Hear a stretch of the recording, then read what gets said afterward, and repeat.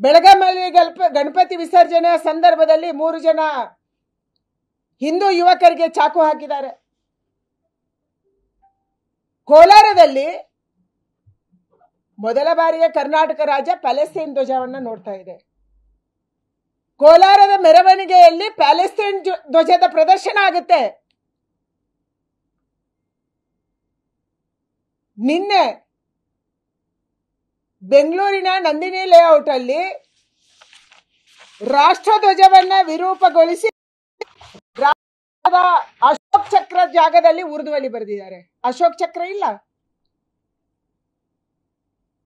ಇಂಥ ಧ್ವಜವನ್ನ ಬೆಂಗಳೂರಿನಲ್ಲಿ ಏರಿಸ್ತಾ ಇದ್ದಾರೆ.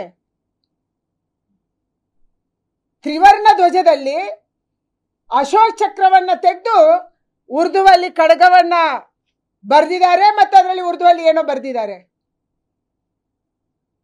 ಇದು ಕರ್ನಾಟಕದ ಸ್ಥಿತಿ ಎಲ್ಲಿ ಆಗ್ತಾ ಇದೆ? ರಾಜಧಾನಿಯಲ್ಲಿ, ಬೆಂಗಳೂರಲ್ಲಿ. ಈ ಧೈರ್ಯ ಇವತ್ತು ಅಪರಾಧಿಗಳಿಗೆ, ದೇಶದ್ರೋಹಿಗಳಿಗೆ, ಸಮಾಜದ್ರೋಹಿಗಳಿಗೆ ಹೇಗೆ ಬಂದಿದೆ? ನೀವು ಮುಖ್ಯಮಂತ್ರಿ ಆದ ತಕ್ಷಣ ರಾಜ್ಯಸಭೆಯ ಚುನಾವಣೆಯನ್ನು ನಡೆಯಿತು.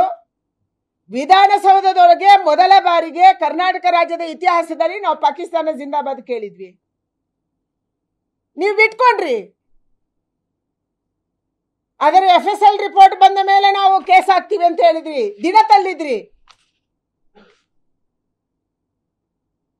ಶಿವಮೊಗ್ಗದಲ್ಲಿ ಯಾವ ಔರಂಗಜೇಬು ಹಿಂದೂಗಳನ್ನ ಕಗ್ಗೊಲೆ ಮಾಡಿದ ಆ ದೊಡ್ಡ ಖಡ್ಗದ, ರಕ್ತ ಸಿಕ್ತ ಖಡ್ಗದ ಪ್ರದರ್ಶನ ಮಾಡ್ತಾರೆ. ಕೋಲಾರದಲ್ಲಿ ಇದರ ಪ್ರದರ್ಶನ ನಡೆಯುತ್ತೆ. ಟಿಪ್ಪುವನ್ನ ವೈಭವೀಕರಣ ಮಾಡೋದು ಮಾಡ್ತಾ ಇದ್ದಾರೆ. ಯಾವುದೇ ಕ್ರಮ ಕೈಗೊಳ್ತಾ ಇಲ್ಲ. ಯಾವ ಹುಡುಗ ಹನುಮಾನ್ ಚಾಲೀಸವನ್ನ ಚಿಕ್ಕಪೇಟೆಯಲ್ಲಿ ಹಾಕೊಂಡಿದ್ದ, ಅವನ ಮೇಲೆ ಹಲ್ಲೆ ನಡೆಯುತ್ತೆ. ಕೇಳಕ್ಕೆ ಹೋದ ನಮ್ಮ ಮೇಲೆ ಕೇಸ್ ಹಾಕಿದ್ರಿ ನೀವು. ಇವತ್ತು ಅಶೋಕ್ ಅವರು ಅಥವಾ ನಾವು ಮಾಡಿದ ತಪ್ಪೇನು? ಯಾವ ಅಪರಾಧಕ್ಕಾಗಿ ನೀವು FIR ಅನ್ನು ಹಾಕಿದ್ದೀರಿ? ನಮ್ಮ ಅಪರಾಧ ನಿಮ್ಮನ್ನು ಕೇಳಬಾರ್ದು. ಕೇಳಿದ್ದು ಅಪರಾಧ.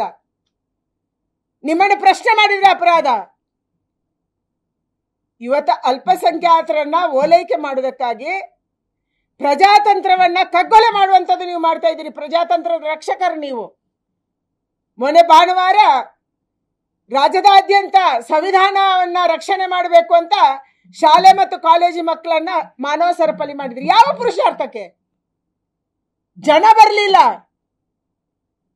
ಮನೆಯಿಂದ ಮನೆಗೆ ಹೋಗಿದ್ದಂತ ಮಕ್ಕಳನ್ನ ಕರ್ಕೊಂಡು ಬಂದು ರಸ್ತೆ ತುಂಬಾ ನಿಲ್ಸಿದ್ರಿ. ಆ ಬಿಸಿಲಲ್ಲಿ ನಿಲ್ಸಿದ್ರಿ. 100 ಫೋನ್ ಬಂತು ನಮ್ಗೆ, ಮೇಡಮ್ ನಮ್ಮ ಮಕ್ಕಳನ್ನ ಬಿಸಿಲಲ್ಲಿ ನಿಲ್ಸಿದ್ದಾರೆ.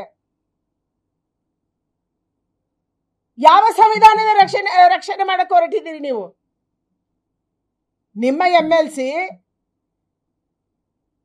ಬಾಂಗ್ಲಾದೇಶದ ಮಾದರಿಯಲ್ಲಿ ಗವರ್ನರ್ ಅನ್ನ ಓಡಿಸ್ತೀವಿ, ಒದ್ದೋಡಿಸ್ತೀವಿ ಅಂತ ಮಾತಾಡ್ತಾರೆ. FIR ಆಗಲ್ಲ. ನಿಮ್ಮ ಮುಖಂಡರು ಇದೊಂದು ಸಣ್ಣ ಘಟನೆ ಅಂತ ಹೇಳಿ ಆರಿಕೆ ಉತ್ತರ ಕೊಡ್ತಾರೆ. ಅವರ ಮೇಲೆ ಕ್ರಮ ಆಗಲ್ಲ. ಇವತ್ತು ಕರ್ನಾಟಕ ರಾಜ್ಯದಲ್ಲಿ ಪ್ರಜಾತಂತ್ರ ವ್ಯವಸ್ಥೆಯ ರೀತಿಯಲ್ಲಿ ನಡೀತಾ ಇರುವಂತ ಸರ್ಕಾರ ಇಲ್ಲ. ಎಲ್ಲೆಲ್ಲಿ ಘಟನೆ ಆಯಿತು? ಮೈಸೂರಲ್ಲಿ ಅದೇ ರೀತಿಯ ಮೆರವಣಿಗೆ, ಬೆಂಗಳೂರಲ್ಲಿ ಅದೇ ರೀತಿಯ ಮೆರವಣಿಗೆ, ಶಿವಮೊಗ್ಗದಲ್ಲಿ, ಚಿತ್ರದುರ್ಗದಲ್ಲಿ, ಕೋಲಾರದಲ್ಲಿ, ಬೆಳಗಾಮಲ್ಲಿ. ಯಾರು ಯಾವ ಘೋಷಣೆ ಬೇಕಾದ್ರೂ ಹಾಕ್ಬೋದು.